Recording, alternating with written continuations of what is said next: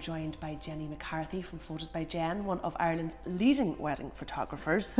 Jenny, you've been doing this for a decade now. Yeah, 10 years. And you've learned quite a bit, I'd imagine. I could write a book or two, Ciara. Yeah, I have actually learned so much over the years. Not just about photography though, Ciara.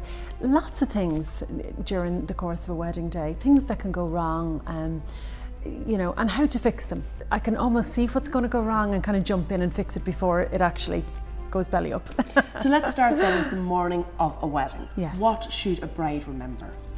I suppose if you were to think about nothing else on the day, your time schedule for the morning is really important, because it can, you know, if you're late walking up the aisle, if you're half an hour late walking up the aisle, that's a half an hour gone off your drinks reception later on. Do you know, it knocks the day out by a half an hour. So if you can get your times right for the morning and walk up the aisle 5-10 minutes late maximum, your day is going to run really, really smoothly. So an actual timetable, Jenny, people should make out a timetable.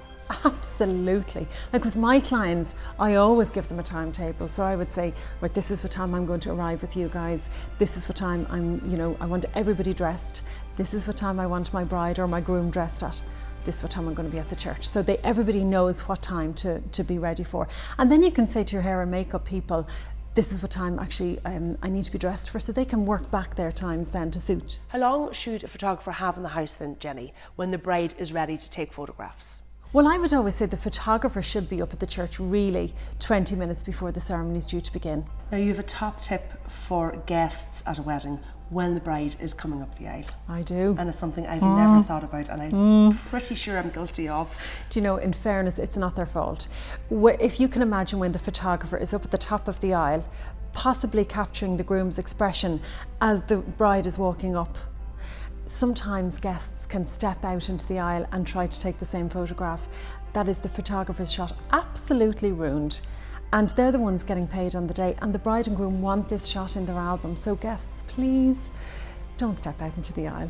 Your second tip is please don't post anything on social media. Oh, Ciara, yes. Does that really happen? It really does happen. And you know, and recently again I heard of somebody else who, the bride's pals who went up to the bedroom beforehand and they were taking photographs together, and there was a picture put up on social media before she walked up the aisle. Do you know, seriously, leave social media alone. If you want to put pictures up of yourself, that's fine. I think leave putting pictures up of the couple till the following day. Jenny has one top tip for when you and your guests arrive at the reception. You must tell families where the photographs are being taken and what time. So my biggest tip is do not check in when you get to the hotel.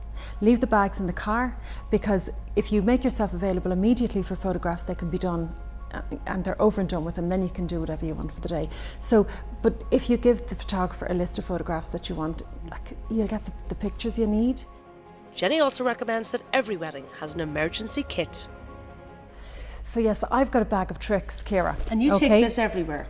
I take this everywhere. So I would always have the clips in my bag, because I can see it happening. And you know, if the hairdresser hasn't put the clips in, I'll put them in then at the end of the aisle. And if the veil comes out, I'll stick it back in. What else is in here?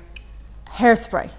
Essential. Absolutely essential. Particularly in Ireland. Scissors in the bedroom on the morning of a wedding. You know the tags that stick out on all dresses? Yes. And people are scurrying looking for scissors. Oh yeah, so you know when the flowers go into the little buttonhole on the guys? Yes. Sometimes they can fall out, and especially when people are hugging. So pins, I get the nice little ones. Pins. I do, you know, with the little pearl on top. Double-sided tape, plasters, needle and thread. So things that have gone wrong at a wedding, I can think of one awful thing. This doesn't happen all the time. A nylon zip on the back of a dress. You know, if there's a nylon zip on the back of the dress, you've got to be so careful. You need two people to close the dress, somebody to hold it together and the other to pull it up. Yeah. So what happened was the nylon zip burst on the bride's dress. So we were 40 minutes late to the church that day. So you know, needle and thread is always very handy as well. Thanks, Jenny. 10 years of wedding photography, and you have some essential top tips to ensure that your day goes off without a hitch. Ireland AM viewers can claim a 10% discount of any wedding booked with Photosbyjen before 31st of January.